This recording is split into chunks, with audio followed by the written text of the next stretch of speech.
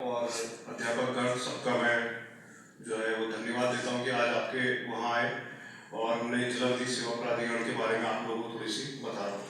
अब सर ने कहा कि मतलब कि जैसे हम लोग जो है आने वाले टाइम पे मैंने यहाँ पर भीमताल में लगभग सारे स्कूल कॉलेज और जितना भी है सभी जगह पे कार्यक्रम ये इस तरीके के कर रहे हैं और इस तरीके के जैसे बड़े बड़े प्रोग्राम होते हैं तो उसमें जैसे मैडम के हर महीने का एक बार हमारी मैडम जो होती है सचिव जिला विधिक सेवा प्राधिकरण and senior secondary judicial magistrate, ये दो पद है उनके पास। श्रीमती बीनू गुलियानी मैडम जो हमारी बॉस होती है और जिला जज साहब जो हैं सुबीर कुमार सर वो भी हैं। वो तो उनका तो कभी कम होता है, जैसे हम मॉडल कैंप लगाते हैं जो बड़े बड़े मॉडल कैंप होते हैं जिसमें हर तरीके के डिपार्टमेंट के लोग आते हैं बच्चों, तो वो भी उसमें पार्टिसिपेट करते हैं कि जो जिसको जो नीड होती है वो सब जो है जिला विधिक सेवा प्राधिकरण में माननीय हाईकोर्ट के द्वारा भी उसको प्रोवाइड किया जाता है। तो सारे मैं प्राचार्य सर का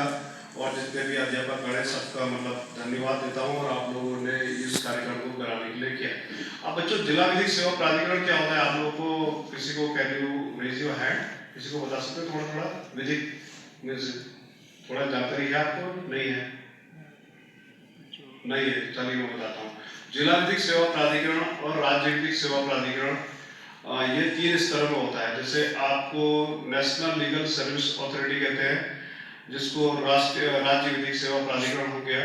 और डिस्ट्रिक्ट लीगल सर्विस अथॉरिटी होती है जिला विधिक सेवा प्राधिकरण हो गया, और माननीय सुप्रीम कोर्ट के द्वारा भी होता है जिसको हम ये 3 जो हो गया हमारा SLS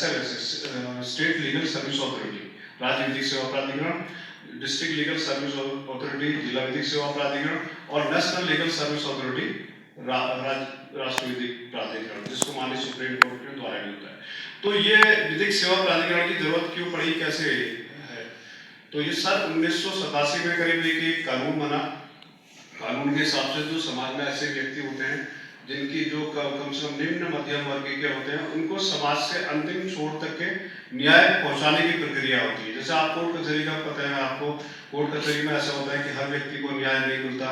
बहुत सा उनका एक्सप्लॉइटेशन हो गया या उसको न्याय से बिल्कुल परे होते हैं। तो उनमें 3 लाख रुपए से जिनकी भी आय होती है कम होती है, जो सालाना जिनकी होती है, तो उनको ये पात्र होते हैं, उनको